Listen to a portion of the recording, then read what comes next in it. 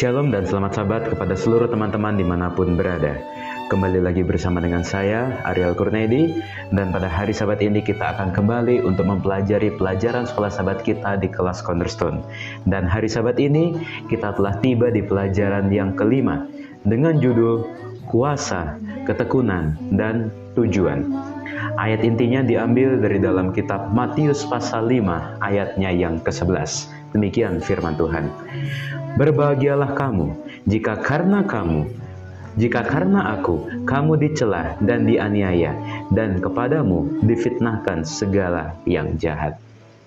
Teman-teman, pada hari Sabat ini kita akan mempelajari bagaimana kisah rasul-rasul Tuhan yang tetap setia, yang tetap berani untuk menjalankan misinya, apapun yang mereka akan alami, apapun yang mereka akan terima di dalam kehidupannya. Ketika kondisi kerohanian umat-umat Tuhan di zaman ketika Yesus telah naik ke sorga sangat giat. Para rasul Tuhan ini sangat giat, sangat rajin, dan sangat bersemangat untuk melayani Tuhan, menyampaikan pekabaran Injil Tuhan. Ketika orang-orang imam besar dan para pengikutnya, orang-orang Saduki melihat bagaimana hal yang terjadi pada saat itu, mereka menjadi tidak senang. Mereka merasa iri hati oleh karena pekabaran akan Injil Tuhan itu mulai meningkat.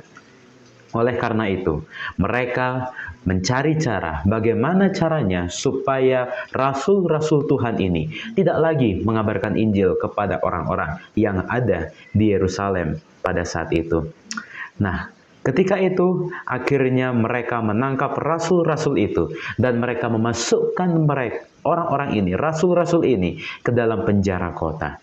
Tetapi, ketika rasul-rasul Tuhan ini telah dimasukkan ke dalam penjara, ketika malam hari, seorang malaikat Tuhan membuka pintu-pintu penjara itu dan membawa mereka keluar. Dan malaikat Tuhan ini berkata kepada rasul-rasul itu, "Pergilah, berdirilah di bait Allah, dan beritakanlah seluruh firman hidup itu kepada orang banyak." Dan ketika para rasul Tuhan ini mendengar akan perintah yang diucapkan oleh malaikat itu, mereka pun menaati pesan itu. Dan menjelang pagi, masuklah mereka ke dalam bait Allah, lalu mulai mengajar di situ.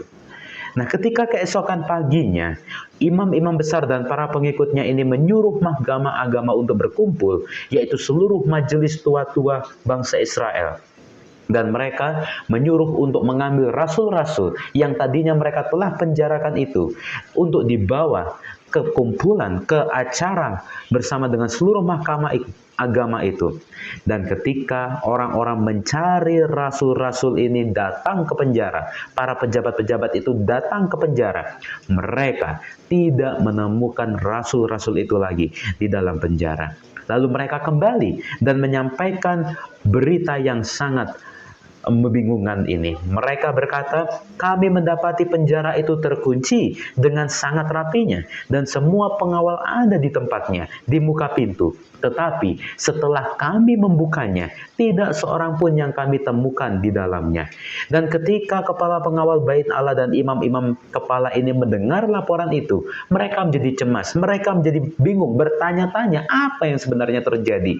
Kenapa bisa orang-orang yang ada di penjara, yang telah dipenjarakan, akhirnya tidak ada, walaupun pintu itu terkunci, dan seperti tidak ada yang membuka rantai, tidak ada yang membuka hal yang mengikat rasul-rasul itu. Mereka semua tetap pada posisinya, kepala-kepala penjara itu tetap berjaga-jaga di situ, dan tidak ada sesuatu yang terjadi. Tetapi kenapa rasul-rasul ini boleh tidak ada di tempat pada saat itu? Dan ketika orang-orang ini sedang bingung, maka datanglah seorang mendengar untuk mendapatkan mereka dan menyampaikan kabar bahwa orang-orang yang telah kamu masukkan ke dalam penjara itu, mereka sekarang sedang ada di dalam bait Allah untuk mengajar orang banyak. Dan ketika mendengar akan laporan itu, mendengar akan berita itu, maka pergilah kepala pengawal serta orang-orangnya ke dalam bait Allah, lalu mengambil kedua rasul itu, tetapi tidak dengan kekerasan. Karena apa? Kalau mereka bertindak arogan di bait Allah ketika mereka membawa rasul-rasul ini, maka kemungkinan orang-orang banyak yang hadir pada saat itu akan marah kepada pengawal-pengawal itu, dan mereka akan kemungkinan untuk melempari para pengawal ini. Oleh karena itu, para pengawal mengambil rasul-rasul itu dengan cara yang halus, tidak dengan kekerasan. Dan akhirnya mereka membawa kedua rasul ini dihadapkan di depan para mahkamah agama. Imam-imam besar mulai menanyai mereka. Katanya, dengan keras kami melarang kamu mengajar dalam nama itu, namun ternyata kamu telah memenuhi Yerusalem dengan ajaranmu, dan kamu hendak menanggungkan darah orang itu kepada kami. Tetapi Petrus dan rasul-rasul itu menjawab, katanya, kita harus lebih taat kepada Allah daripada kepada manusia.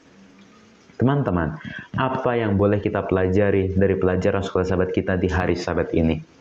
Di sini diceritakan bagaimana keberanian, ketaatan, ketangguhan, dan juga semangat rasul-rasul itu untuk mengabarkan Injil. Hal yang serupa mungkin terjadi dalam kehidupan kita sekarang ini. Kita ingin untuk mengabarkan Injil. Kita ingin untuk menjalankan amanah yang Tuhan telah berikan. Kita ingin untuk menjadi pekabar-pekabar Injil di daerah sekitar kita. Tetapi seringkali halangan, rintangan itu kita alami, kita temui ketika kita akan melakukan tugas pekabaran Injil itu. Tetapi melalui pelajaran sekolah sahabat kita di hari Sabat ini, judulnya adalah kuasa, ketekunan, dan tujuan.